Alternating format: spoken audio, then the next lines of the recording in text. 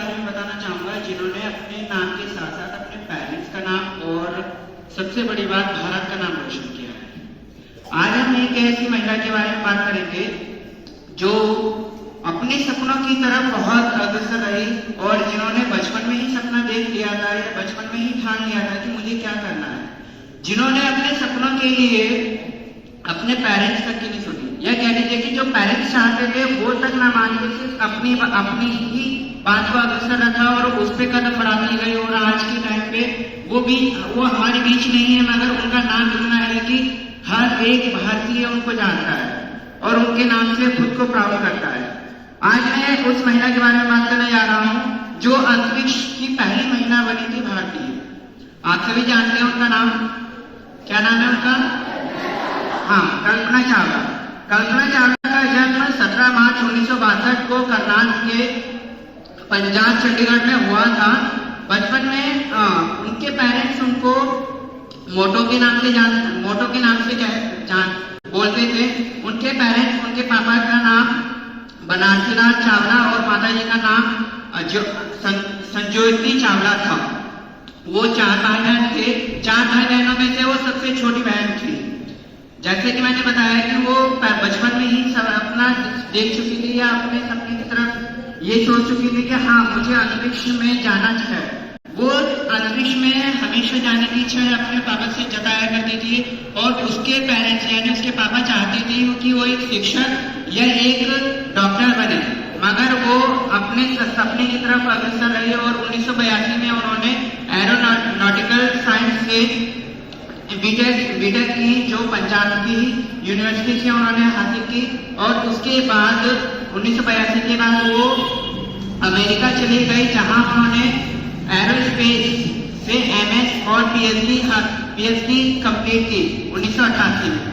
और अमेरिका में रहते ही इस बीच उन्होंने अमेरिका के लिए एक नागरिक से शादी की जिनका नाम जॉन हैरी हैरिसन था।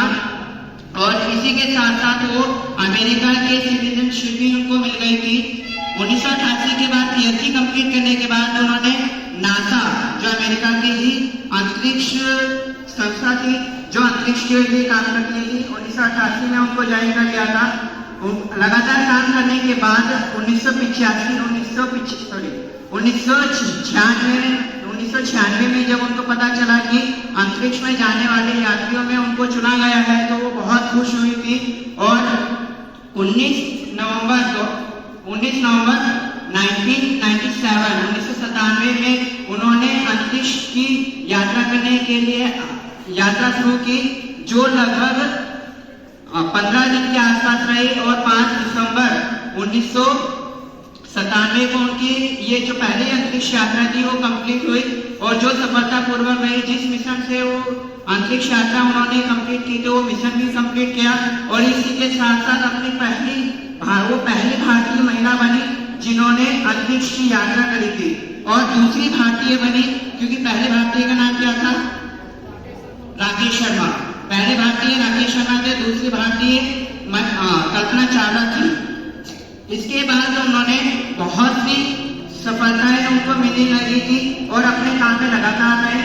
और 5 साल के अंतराल में ही वो दूसरी बार चुने गए अंतरिक्ष में जाने के लिए।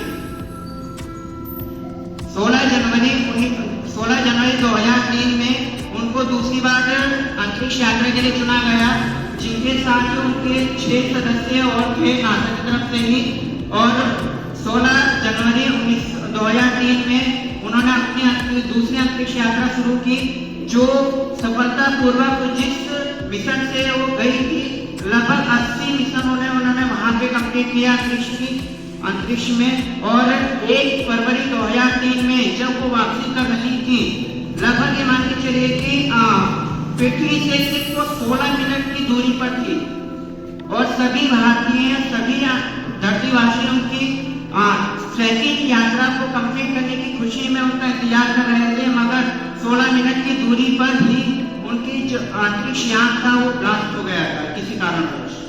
और उनके साथ साथ जो 6 मेंबर थे उनके उसी अंतरिक्ष यान में, जिसका नाम था कोलंबिया अंतरिक्ष यान का नाम था, पूरा नाम भी था, बट जो मेनली कोलंबिया के नाम से जाना जाता था। वो उसी के साथ वहाँ खत्म हो गई थी। और ब्लास्ट इतना बड़ा था कि उनकी जो 6 मेंबर और कल्पना चावला थे उनकी डेड बॉडी नहीं मिल पाई थी। ये मान के चलिए कि माना जाता है कि लगभग 150 से 200 किलोमीटर के बीच में उनके कुछ बॉडी के अंग प्राप्त हुए थे।